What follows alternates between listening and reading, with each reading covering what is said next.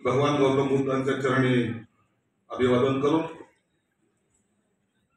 घटनेचे शिल्पकार डॉक्टर बाबासाहेब आंबेडकरांना मानवंदना. पीपल एज्युकेशन सोसायटीच्या या 80व्या वर्धापन दिनानिमित्त उपस्थित महाराष्ट्राचे महामहिम राज्यपाल डॉक्टर सी.पी. राधाकृष्णनजी,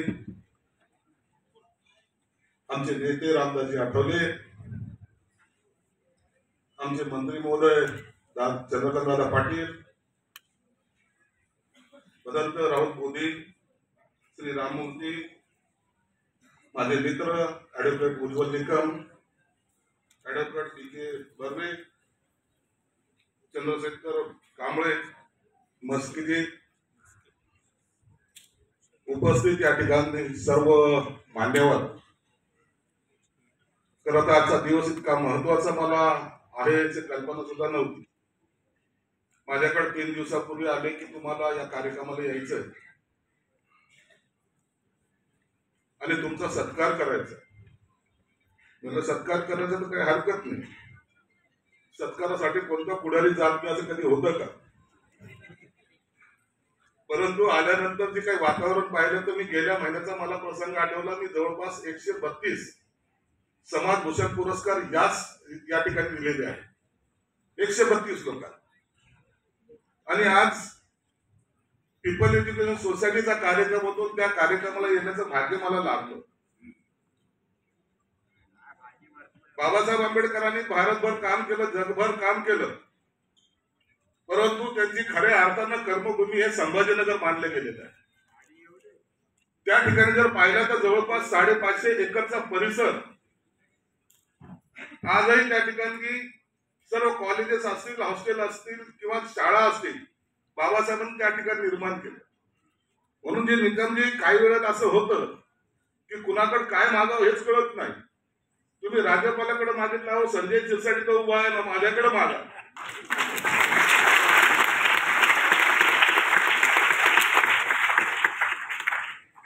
आणि मागायच्या पहिले तुम्हाला सांगतो की मी त्या परिसराला जवळपास 650 कोटी रुपये दिले. आता त्याचं काम आता काही दिवसात सुरू. 650 कोटी दिल्यानंतर एवढ्या कमी टाळ्या वाजतात, नशिबे माझे.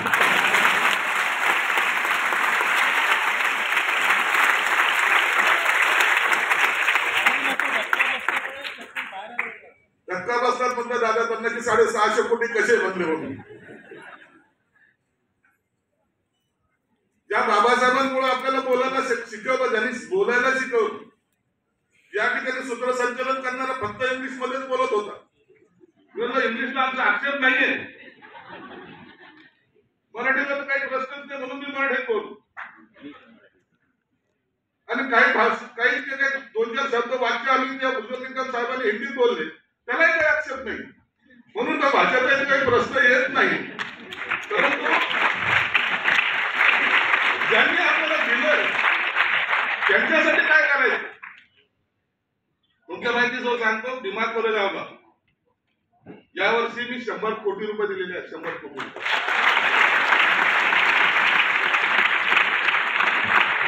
महाराष्ट्र चौदारकडे तुमच्यापैकी अनेक जण जात असतील, दरवर्षी जातात आणि ते हिरवं पाणी पाहतात. 14 तळ्याचा अर्थ 14 तळ असलं पाहिजे, त्या ठिकाणचं पाणी पिण्याजोगं असलं पाहिजे, ही त्याच्या मागची कल्पना आहे. म्हणून त्याला 10 कोटी रुपये दिले. आता पुढच्या वेळेस जेव्हा जाल त्या टायमाला ते पाणी तुम्ही प्याल एवढं निश्चित आहे.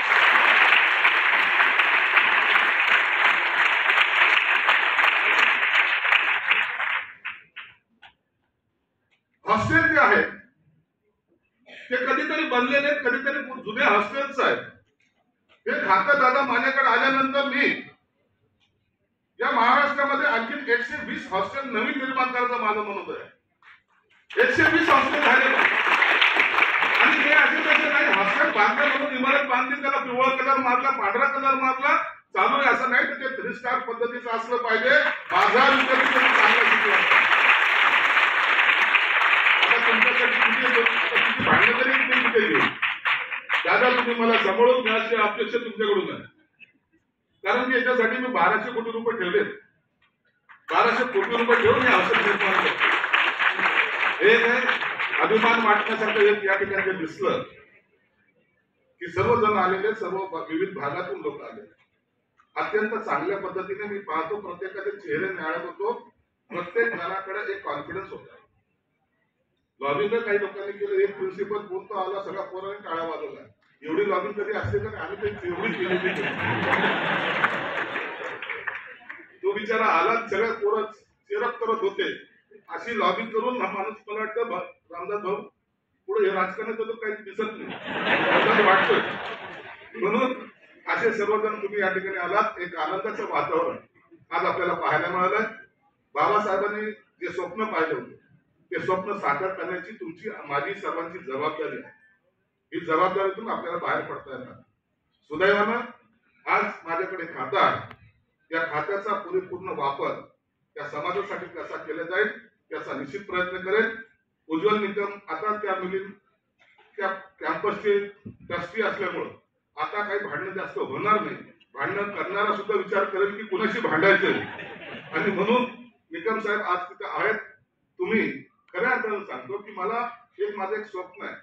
कधी काळी त्या मिलिंद कॉलेजच्या परिसराला 2 कोटी रुपये गोपीनाथ मुंडे साहेबांनी दिले स्टेडियमसाठी. त्याचा आम्ही इतका जयजयकार केला. मला तो पूर्ण कॅम्पस जो उजाड दिसतो काही अंशी, तो पूर्ण कॅम्पस चांगला बनवण्याचा माझा मनोदय आहे. म्हणून त्यासाठी तुम्ही सहकार्य करा. पैशाची कमी आमच्याकडे नाही. आपल्याला सांगितलं, तुम्हाला माहिती तुमचा भिडस्त स्वभाव आहे, माझाही भिडस्त स्वभाव आहे. आपण कुणाची चिंता कधी करत नाही. जो बोलने का दिल खोल के बोलेंगे, रहेंगे जिनके दिन रहेंगे तो घर पे जाएंगे. जाती वस्तूची काही चिंता मी कधी करत नाही, करणार नाही. परंतु त्या बाबासाहेबांमुळे मला असं व्यासपीठ मिळालं, ज्या बाबासाहेबांमुळे मला नाव मिळालं, ज्या बाबासाहेबांमुळे आज समाज मला ओळखायला लागला, ज्या बाबासाहेबांमुळे इतर सगळ्या भागामध्ये मला जाण्याचं धारिष्ट आलं, त्यांच्यासाठी वाटेल ते करायची आमची मानसिकता असणार आहे. आम्ही ती केल्याशिवाय राहणार नाही. धन्यवाद. जय हिंद, जय महाराष्ट्र, जय हिंद.